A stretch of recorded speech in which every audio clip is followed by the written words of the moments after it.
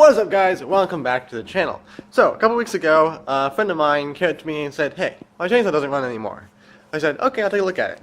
So he gave it to me, and I tore it all apart, and this is what I found. Right on the piston here, there's this huge gouge out of the piston. My theory is, and it also gouges inside of the cylinder wall. So the piston was in here like this. My theory is the muffler that sits on here was loose when I got it, and my theory is that the muffler came off and one of the screws fell inside. Since he said the muffler was not loose before it happened, all of a sudden it just stopped and not went after that and had no compression at all. So I tore it all apart, found that, then hopped on the old interwebs and picked myself up a brand new cylinder, piston, wrist pin, piston rings, everything for like 50 bucks. So today's project is to clean up all this stuff on the parts here. Got a tub full of gasoline and a brush. Gonna scrub it all down and clean it all up and make this saw look amazing to me. This saw is in like flawless condition. It's a Stihl 041 Farmboss chainsaw, so it's a really old saw, but it's in really good condition. All the rest of the parts are awesome. So if this hadn't happened, it'd still be running strong, and it will be running again. So let's start scrubbing this thing and getting this thing all cleaned up and make this thing run.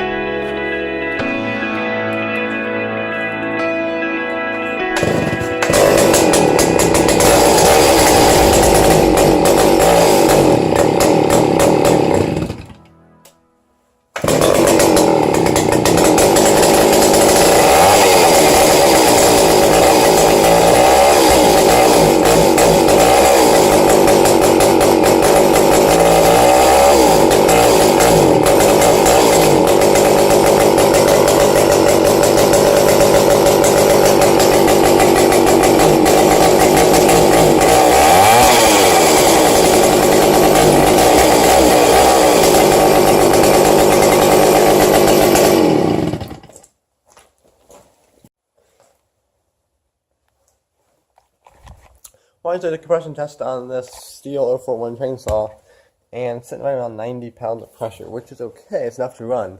But this saw should be making around 100 to 150 pounds, from what I've read online. So, not really sure what else I could have done, because I put a new piston rings, and new cylinder in it. That's about the only thing. Only thing I can think of is the gasket. I had to replace the gasket at the bottom of the cylinder, and I replaced it with a thicker gasket material. Just this gasket material I had lying around, I had to make a new gasket. So it is slightly thicker, but I mean, it's like, half a millimeter, or a thousandth of an inch or something. I mean, it's nothing big enough, I would think, to screw the compression that much. So my tester might be off a little bit too. Not 100% sure about that. But I've also tested a Stihl MS290 also, and that was also 90 psi, which is supposed to be a little higher.